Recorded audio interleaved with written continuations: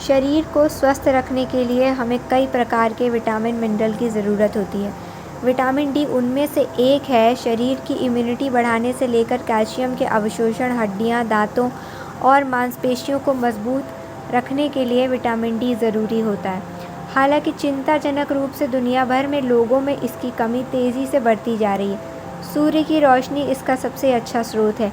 इसके अलावा खान पान में सुधार करके भी इसकी पूर्ति की जा सकती है। विटामिन डी की कमी न सिर्फ हड्डियों को कमज़ोर करती है बल्कि इम्यून सिस्टम, मांसपेशी और मानसिक स्वास्थ्य पर भी नकारात्मक प्रभाव डालती है। धूप में समय बिताने से शरीर खुद ब खुद विटामिन डी का उत्पादन कर लेता है। ऐसे में सवाल ये है कि क्या विटामिन डी के लिए गर्मियों में भी धूप में समय बिताना सही है?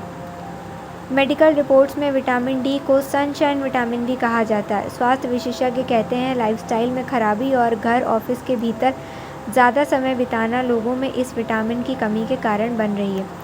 गर्मियों में इतनी धूप तेज़ होती है। लू, हीट स्ट्रोक के जोखिमों को कम करने के लिए स्वास्थ्य विशेषज्ञ इन दिनों में धूप से ज़्यादा न निकलने की सलाह देते हैं।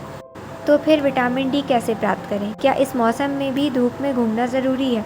स्वास्थ्य विशेषज्ञ कहते हैं कि गर्मियों में ज़्यादा देर धूप में नहीं रहना चाहिए। सुबह 6 से 7 के बीच धूप में 15 से 20 मिनट की वॉक भी आपके लिए पर्याप्त हो सकती है। गर्मियों में कितनी धूप ज़रूरी? मेडिकल रिपोर्ट स्वास्थ्य विशेषज्ञ बताते हैं कि जब त्वचा पर सूरज की किरणें पड़ती हैं तो यूवी किरणों के प्रति शरीर में ऐसी प्रतिक्रियाएं होती हैं जो विटामिन डी के उत्पादन को बढ़ाती हैं। हालांकि गर्मियों में सुबह 10 बजे से दोपहर 4 बजे के बीच धूप सबसे ज़्यादा तेज़ होती है। दोपहर के वक्त धूप में रहने से शरीर में डिहाइड्रेशन और लू लगने का खतरा रहता है, इसलिए दोपहर के समय धूप में जाने से बचना चाहिए। सुबह के समय कुछ वक्त धूप में समय बिताने या वॉक करने से धूप के दुष्प्रभाव भी नहीं होते और शरीर को ज़रूरी विटामिन डी भी आसानी से मिल जाता है। इन बातों का भी रखें ध्यान। देश के ज़्यादातर हिस्सों में इन दिनों तापमान 40 के पार देखा जा रहा है। गर्मियों में तेज़ धूप और अधिक तापमान में ज़्यादा देर रहने से हीट स्ट्रोक से लेकर कई तरह की गंभीर स्वास्थ्य समस्याओं का खतरा हो सकता है। गर्मियों में दोपहर के समय धूप में रहने से बचें, इससे टैनिंग हो सकती है।